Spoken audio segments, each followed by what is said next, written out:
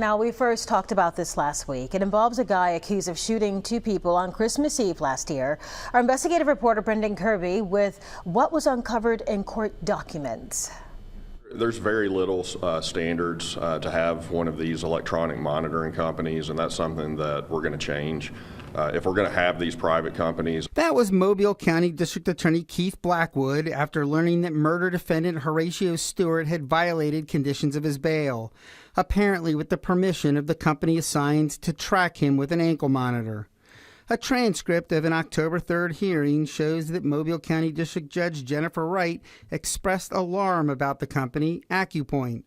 Stewart's lawyer noted during the hearing that the court tells defendants to follow the instructions of the monitoring company.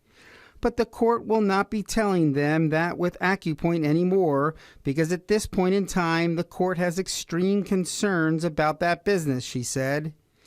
They don't have authority to tell anyone anything differently than what's in my court order.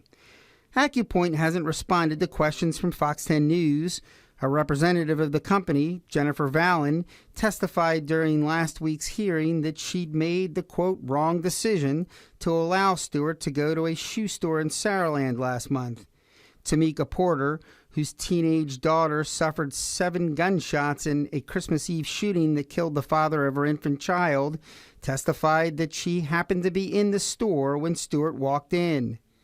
When we caught eye contact, he began to, walk backwards, she said. And he never said anything to me. We was just basically staring at each other. The other incident occurred in August when Stewart was inside the Beau Rivage Casino in Biloxi.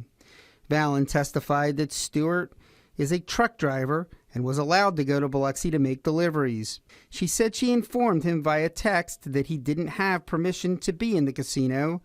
She said he told her he had gone into the buffet for lunch. Vallon testified that she was under the impression that she had sent a non-compliance report to the DA's office, but later realized that she had not. As for last month's incident, she testified that Stewart told her that he needed to buy shoes for his daughter to wear at school and that she mistakenly considered it a school-related exception. Judge Wright expressed dismay that she didn't get a non-compliance report from AccuPoint and appeared troubled by Vallon's admission that she wasn't aware of a second order laying out the defendant's bond conditions on June 24th. All this has DA Blackwood calling for tighter regulations of the monitoring companies or for the state to take direct control. State Representative Chip Brown says if the state does take control, it might include reducing or eliminating fees that the defendants have to pay for the monitoring.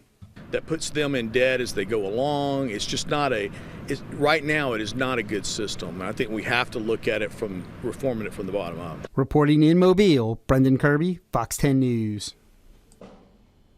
Last week, the judge ordered Stewart taken into custody. She reserved final judgment until next week. That's when she'll hear testimony from a defense witness.